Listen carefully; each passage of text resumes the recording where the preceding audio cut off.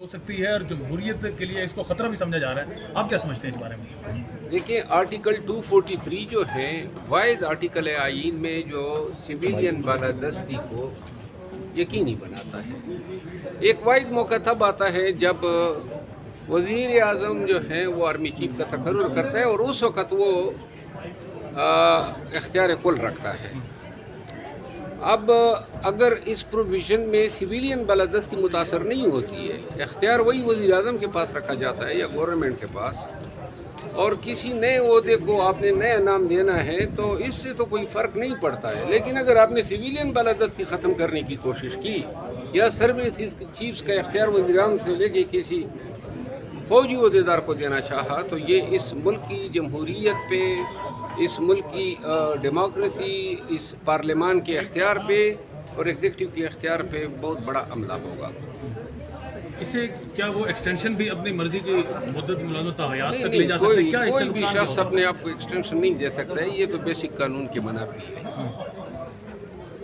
اچھا، ساتھ میں ہم دیکھ رہے ہیں کہ 27 امینڈمنٹ پہ کافی اس وقت تشنید بھی ہو رہی ہے. پی ٹی آئی ایک مرتبہ پھر سے اس کے ساتھ ایگری نہیں ہو رہی حکومت کے ساتھ، جو کہ دیکھیے، پی ٹی آئی کو تو میرا مشورہ ہے کہ پہلے دیکھ تو لیں کہ اس کے خد و خال کیا ہے، مسودہ دیکھ لیں، اور مسودہ اگر عوام کے مفادات کے منافی امینڈمنٹ لا رہا ہے تو پھر اس کو ریجیکٹ کریں. بغیر دیکھے ریجیکشن جو ہے وہ ذرا مدلل جواب نہیں ہوتا ہے، منطقی یا ریزن سے بالاتر ہوتا ہے.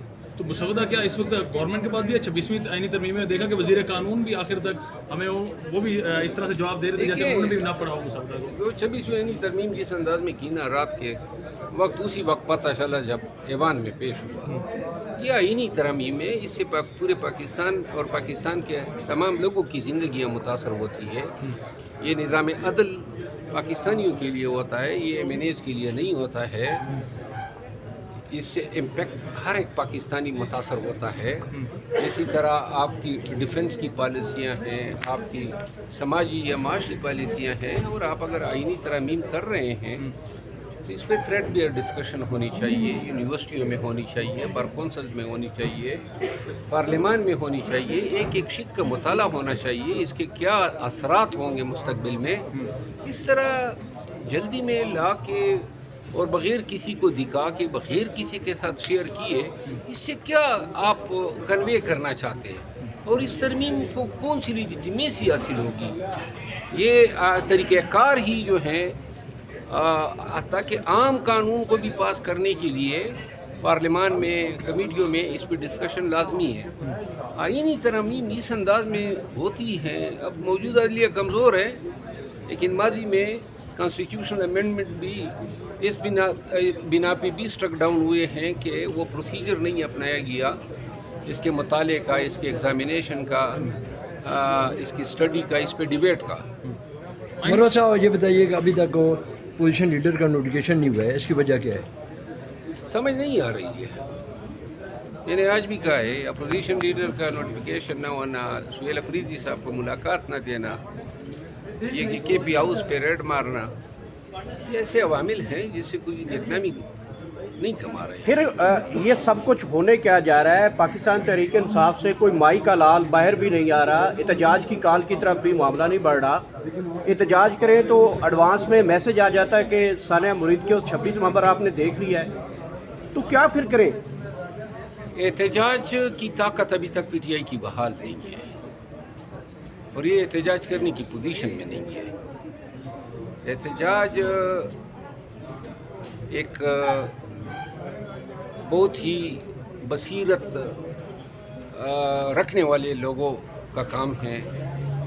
اس کے لیے پہلے آپ نے زمین گرم کرنی ہے، آپ نے عوام کو ترغیب دینی ہے، ان کو موٹیویٹ کرنا ہے. پاکستان بھر میں آپ نے جلسے جلوس کرنے ہیں، سوشل میڈیا پہ آپ نے لوگوں کو موٹیویٹ کرنا ہے. یہ کوئی چیز ابھی ہو ہی نہیں رہی ہے. ان کا خیال ہے کہ بس اگر کوئی خان تاریخ بتا دیں اور خان کی تاریخ میں پھر پاکستان نکلے گا. اس طرح نہیں ہوتا ہے. مروت صاحب یہ بھی بتا دیں، جو پرانے دوست ہیں پاکستان تحریک انصاف کے، فواد چودھری اور عمران اسماعیل، وہ ایکٹیو ہو گئے ہیں، وہ شاید چاہ رہے ہیں درمیان میں کوئی برج کا رول پلے کر سکیں. شاہ محمود قریشی سے بھی ملاقاتیں کر رہے ہیں، تو کیا وہ درمیان سے کوئی اس طرح راستہ نکال سکتے ہیں عمران خان صاحب کے؟ دیکھیے، ان کو ان کی کوششیں نیکنیتی پر مبنی ہے، لیکن پی ٹی آئی کا رسپانس آپ دیکھیں سوشل میڈیا میں ان بیچاروں کا کیا اثر کیا ہوا ہے. یہ حالت ہے، کوئی بھی اگر مفاہمت کی بات کرتا ہے تو اس پہ یہ پڑ جاتے ہیں.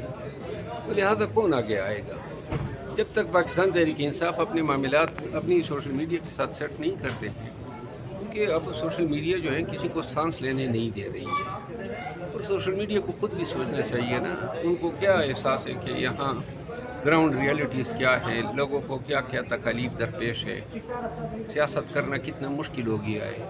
یہ اس طرح تو نہیں ہے کہ آپ لیپ ٹاپ کے سامنے بیٹھ کے لکھ لیں، ہوائی قلعے بنا دیں. اس کے لیے بہت کچھ کرنا پڑتا ہے، اور موجودہ جس مشینری سے پی ٹی آئی کے لوگوں کا واسطہ پڑا ہے وہ ایب نارمل مشینری ہے اور ایب نارملی ٹریٹ کر رہے ہیں. اور ان افراد پر اس وجہ سے بھی تنقید ہوئی کہ شاہ محمود قریشی سے ان کی ڈائریکٹ ملاقات ہو گئی، لیکن جب دوسرے ان کے اہل خانہ قریشی صاحب کے جب گئے تو ان کی ملاقات وہاں پر نہیں کروائی یہ گئی. ڈائریکٹ ملاقات، یہ کیا باتیں ہیں؟